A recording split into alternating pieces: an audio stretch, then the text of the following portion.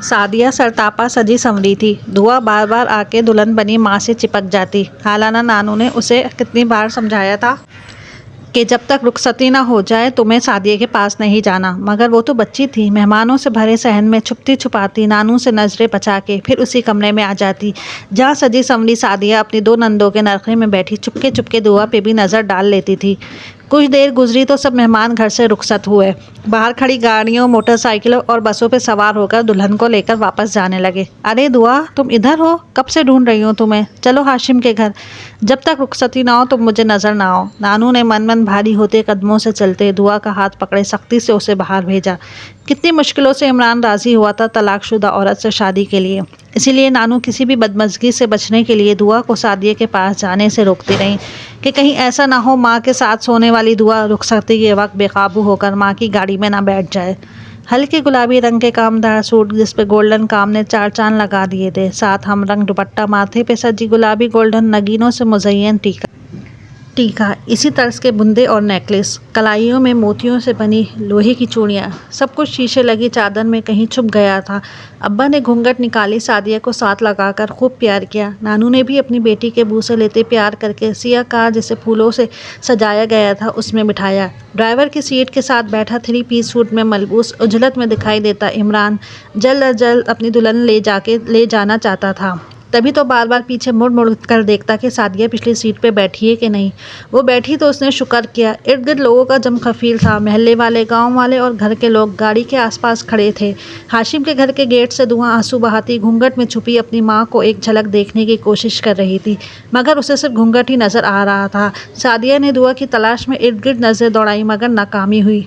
इसी पल सिया चमचमाती फूलों से सजी कार पर रातें बढ़ती ये जा वो जा। आंसुओं का सैलाब 9 साला दुआ की खूबसूरत सी आंखों से बह निकला। वो अपने रुखसारों पे बहते आंसू साफ करती गेट की दर से अभी भी वहाँ देख रही थी जहाँ से माँ को लेकर कार धूल उड़ाती चली गई थी। तुमने मारा है दुआ परी को? बड़ी मुमानी गुस्से से बोलती, खिलौनों से खेलती बच्चियों में से दुआ पर नजरें गाड़े पूछ रही थी। नहीं मुमानी, परी ये वाला गुलदान तोड़ने लगी थी। मैंने सिर्फ इससे लेकर सेंट्रल टेबल पर रखा था तो ये रोने लग गई। इससे कहते हुए लाउंज में पड़े सुनहरी रंग के खूबसूरत से गुलदान की तरफ इशारा करके कहा, दुआ कान खोल कर सुन लो। मेरे बच्चों से लड़ने और उसके मुंह लगने की तुम्हें कोई ज़रूरत नहीं। ये घर तुम्हारा नहीं है, ये बात जहन में रखा करो। गुमसुम सी दुआ हैरत से वहीं बैठी रही कि जब उसने कुछ कहा भी नहीं तो ये डांट क्यों। वैसे भी पहले जब ममानिया या मामू कुछ कहते थे ऐसा तो उसकी माँ संभाल लेती थी या नानू, इसलिए वो ज़्यादा महसूस ना करती थी। मगर अब सादिया की रुखसती हुए 1.5 महीना हो चुका था। नानू साहिवाल गई हुई थी मारिया खाला के पास, इसलिए मुमानी भी दिल के खूब भड़ास निकाल रही थी। मौसम बहुत प्यारा हो रहा था। लॉन में लगे अमरूद के दरख्त, गुलाब, लीमू के पौधे और सुर्ख और सफ़ेद फूल घर की रौनक बढ़ा रहे थे। दुआ ने पाइप हाथ में पकड़ा हुआ था। मस्तियाँ करती, किलकारियाँ मारती, वो पाइप के पानी की धार को दूर तक उछालती। बड़े दिनों बाद आज वो इस तरह शरारतें कर रही थी, वरना तो जब से सादिया गई थी उसकी मुस्कुराहट की जगह संजीदगी ने ले ली थी। दुआ कभी पानी अमरूदों के दरख्त पर बहाती और कभी सुर्ख गुलाबों पर। उसने पाइप का रुख अपनी जानिब किया। उसकी बारबी डॉल की तस्वीर वाली फ्रोजी गुलाबी इम्तियाज़ वाली कमीज़ बामाए कैपरी भीग गई। वो खुशी से लॉन के घास पे उछल उछल कर पानी डालती, कूदती और साथ हू हा की आवाज़ें निकाल रही थी। दुआ, ये क्या शोर मचा रखा है तुमने? छोटी मुमानी की पाटदार आवाज़ गूंजी तो उसने फ़ौरन पाइप का रुख घास की जानिब किया और नज़रें चुरा गई। पहले तुम्हारी माँ को निकाला है, अब तुमने भी निकलना है इस घर से। बालकनी में खड़ी मुमानी एक एक लफ्ज़ चबा कर अदा करती दुआ का सीना चीर गई थी। पहले 7-8 साल और तलाकशुदा माँ तो हमारे सीनों पे मूंग डलती रही और अब ये पता नहीं कब तक इस घर में बैठी रहेगी। छोटी मुमानी ने बड़बड़ाते हुए बालकनी में खड़े इतनी आवाज़ से कहा था कि पाइप का नल बंद करती दुआ ने अच्छी तरह सुन लिया। नानू भी साहिवाल से आ गई थी, मगर हालात वैसे के वैसे रहे। कभी कभी सादिया से बात हो जाती तो दुआ कुछ हल्की फुल्की हो जाती, मगर 24 घंटे जिस दबाव वाली ज़िंदगी में वो रह रही थी उसका गुजारा बहुत मुश्किल से होता था। सारा दिन मुमानियाँ उसे ताने देती रहती, बात बात पे टोकती, बिला वजह मारती। नानू का रोब आहिस्ता आहिस्ता कम हो गया था। तीनों मामू भी अब तो सरआम उसे टोकते, बातें सुनाते। नानू के साथ साथ बूढ़ी और बीमार रहने लगी।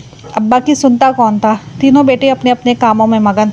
तब तो नानी भी आए दिन होने वाली नवासी की वजह से झगड़ों से तंग आने लगी। दुआ जो कभी माँ के बगैर रहती ना थी, खामोशी से अपनी उम्र से कई गुना बड़े जहन की बदौलत सब्र के घूंट पीती आराम से रहने लगी।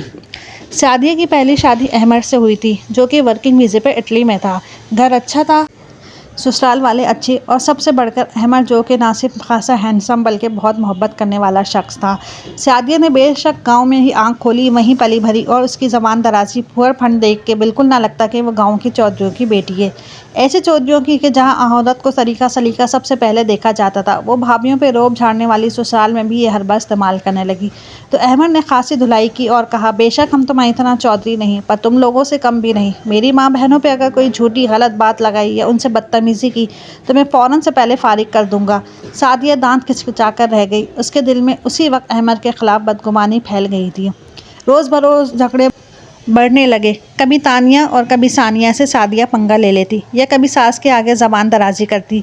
मेहमान आते तो भी सारा काम तानिया सानिया पे छोड़ के ऊंची आवाज़ में टीवी लगाकर अपने कमरे में बैठी रहती।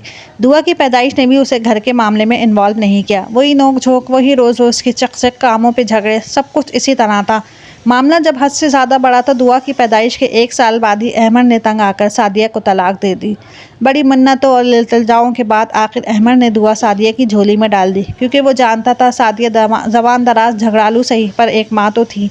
वो इतनी छोटी बच्ची उसकी माँ से नहीं छीनना चाहता था। इसीलिए उसने तानिया सानिया की शदीद ख्वाहिश के बावजूद रोती धोती सादिया को दुआ दे दी। तलाक का दाग लेकर बेटी जब घर आई तो नानू खासी रंजीदा हुई। अब्बा भी चुप कर गए। अब भी कभी कभी सादिया भाभीियों के आगे बोल देती, नानू भी बेटी का साथ देती, मगर आहिस्ता आहिस्ता जो ताने, जो अज़ियतें सादिया को मिली, उन्होंने उसे खासा तब्दील कर डाला। दुआ में तो उसकी जान थी। उसके हवाले से कोई बात होती तो वो भी बोल पड़ती, मगर भाभीियों से उस 7 बातें सुनने को मिलती। आखिर तंग आके उसने इमरान से शादी करने की हामी भर ली, जो कि उसकी दौलत के लालच और उसकी खूबसूरती से मरूब होकर उससे शादी करना चाहता था। 2 जोड़ों में अब्बा ने बेटी रुखसत कर दी। हालात एक तो पहले जैसे ना थे, दूसरा उन्होंने पहली दफ़ा की तरह शादी ना की थी, महज निकाह करके रुखसत कर दिया। फिर भी काफ़ी लोग बुलाए थे, उन्होंने यही बहुत था। वक्त गुजरने के साथ साथ सादिया भी खासा बदल गई। इमरान और उसकी माँ की कंजूस आदत ने उसे चिड़चिड़ा बना के रख दिया। बेटी की फ़िक्र अलग, इमरान के 2 बच्चे उमर और अयान को संभालने की थकन अलग, जो कि बेशक उसके भी बच्चे थे, मगर उसे लगता कि इमरान का उन पे हक ज़्यादा है। सास के चोचले अगर अलग देखने पड़ते। वो अहमद की माँ की तरह खुश अखलाक नहीं थी, मगर घरेलू हालात की तंगी ज़्यादा हुई तो इमरान सऊदीया चला गया। दुआ की रोती आवाज़, भाभीियों के तंज उसके दिल छलनी करने लगे। तभी सादिया ने फैसला कर लिया वो दुआ को अपने साथ अपने ससुराल ले जाएगी। दुआ, तुम्हारे बाबा का फ़ोन आया है, वो कह रहे हैं कि दुआ को इटली भेज दो, मैं सारा इंतज़ाम कर दूँगा। सादिया उमर और अयान को बेड पे सुलाकर उनके पास आई थी, घुटनों में सर दिए खामोश सी बैठी थी। मामा मना कर दें उन्हें, मैं इधर ही रहूँगी अपनी मामा के पास। 15 साल की उम्र को छोटी घुंघराले बालों वाली दुआ ने सादिया के गिर्द बाहें फैला दी। मगर दुआ, तुम जानती हो इमरान भी मुझसे नाराज़ हैं जब से तुम्हें यहाँ लाई हूँ, और मेरी सास, उनका भी तुम्हें पता है, तुम्हें कितनी बातें तुम्हारे सामने सुनाती हैं। मेरी जान, तुम कैसे रहोगी यहाँ? सादिया ने दुआ को साथ लिपटाते प्यार से कहा, जो मोहब्बत से उसे देख रही थी। मामा, मुझे सच्ची मोहब्बत चाहिए जो आपसे ही मिलती है, वरना मुमानियाँ तो बातें करती रहती है, मैं बर्दाश्त कर लेती हूँ, अब भी कर लूँगी। अच्छा मेरी जान। दुआ ने दुके दोनों गालों पे प्यार करके सादिया दूसरे कमरे में चली आई। उस पर बोझ लदा हुआ था, वो कोई फैसला नहीं कर पा रही थी। दुआ के हाथ में दूध से लबालब भरा गिलास था, जिसे वो आहिस्ता आहिस्ता से लेती पी रही थी। अरे इधर दो, ये दूध तुम्हें किसने दिया है? अपने बच्चों का तो पूरा होता नहीं, खैरों की औलाद कौन सीने से लगाए? सादिया की सास ने झट दुआ के हाथ से गिलास छीना। तेज़ी से बाहर निकलकर दुआ वॉशिंग मशीन से कपड़े निकालती सादिया से रो रो के कह रही थी, मामा मुझे यहाँ नहीं रहना, मुझे अपने बाबा के पास जाना है, मुझे इटली जाना है। दुआ ज़ारो कतार रो रही थी, इससे मज़ीद जिल्लत बर्दाश्त नहीं हो रही थी। फैसला गो के क्या जा चुका था, मगर फिर भी अमल करना बहुत मुश्किल हो रहा था। पीले रंग के खूबसूरत कुर्ते और नीली जीन्स में मलबूस दुआ दाएं हाथ में ब्रीफ केस पकड़े रात 11 बजे की फ़्लाइट से इटली जाने के लिए तैयार खड़ी थी। उसकी आंखों से आंसू छलक रहे थे। सादिया भी कुछ कम ना रो रही थी। दुआ, अपना ख्याल रखना, वहाँ तानिया सानिया तुम्हारी दादू तुम्हारे बाबा सब होंगे, परेशान न हो। सादिया ने दुआ के कंधे पे हाथ रख के तसल्ली दी और दुआ सर हिलाती रही। सादिया जानती थी दुआ के बगैर रहना बहुत मुश्किल है, मगर उसे इन हालात में रखना उससे भी बढ़कर मुश्किल था। तभी दिल में पत्थर रख के फ़ैसला कर लिया, मामा मैं आपसे मिलने आती रहूँगी, जब भी हम पाकिस्तान आएंगे मैं आया करूँगी। दुआ ने माँ को परेशान देखते हुए हौसला दिया। दुआ, पता है तुम्हारे बगैर मैं नहीं रह सकूँगी, लेकिन माँ की इस मजबूरी को भूल मत जाना दुआ। सादिया ने गाड़ी के हॉर्न की आवाज़ नज़रअंदाज करते हुए उससे कहा। अभी वो बहुत सी बातें करना चाहती थी। अरे सादिया, कहाँ रह गई? गेट बंद करके जल्दी आओ, इमरान का फ़ोन है। चाबुक की तरह उसके कानों में सास की आवाज़ आई थी। दुआ फ़ौरन ही मिलके चली गई। जहाँ उसके बाबा, उसकी फुप्पियाँ उसके लिए जान निसार करने को तैयार थीं, बेशक अहमद ने शादी कर ली थी, मगर आज भी वो दुआ से बहुत मोहब्बत करता था। तभी तो उसके एक फ़ोन करने पर उसे हमेशा के लिए पास बुला लिया। मुस्तरब से सादिया गेट के बंद करने के बाद अपने बेडरूम की जानिब बढ़ती ये सोच रही थी, इन माओं की दुआएं मेरी दुआ की तरह जगह जगह रुलती हैं, जिन्हें कच्चे रिश्ते निभाना नहीं आता, जिन्हें मोहब्बत और सलीका शुआरी से घर चलाना नहीं आता, जिन्हें सच्ची मोहब्बत करने वालों को संभालना नहीं आता, उनकी बेटियां ऐसे ही दुख सहती हैं।